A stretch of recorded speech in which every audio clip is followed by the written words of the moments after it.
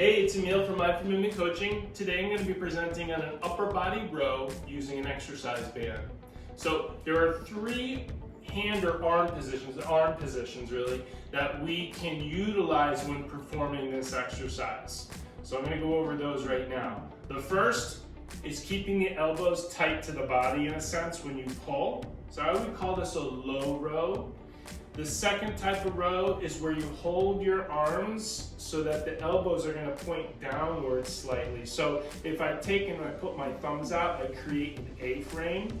I would call this a mid-row. This is the one I prefer, and I often have people do a lot because it really targets the middle trapezius and the rhomboids through my experience prescribing this exercise.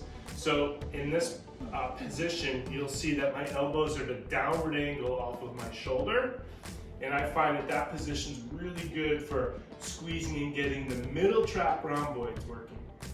The other version, which I don't prescribe too much because it gets sometimes the upper trap over involved, but it's a high row.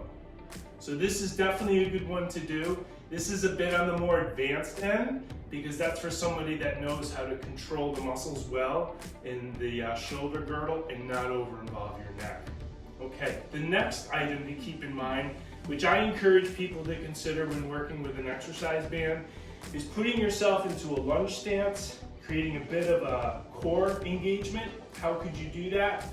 Keep it really simple. Just think about tucking your hip underneath you ever so slightly and squeezing the glute. So it'll look like this. You're going to set yourself up. You're going to find the appropriate tension. Adjustments can be made by moving forward or moving backwards, and then you would perform the row. This one here is going to be a mid row. So my elbows are back, downward angle off my shoulder. And I'm in a lunge stance.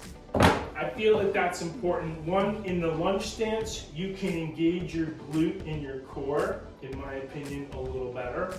Secondly, it's a bit of a protection as well. If the band should slip or if something should happen, you're not going to fall back. You're going to be protected. And we want to apply the same approach when doing the chest press, and I'll go over that in another video. So that is your upright row or upper body row with an exercise band. If you have any questions, feel free to comment in the section below. And if you like what you're seeing, subscribe to the channel and have a great day.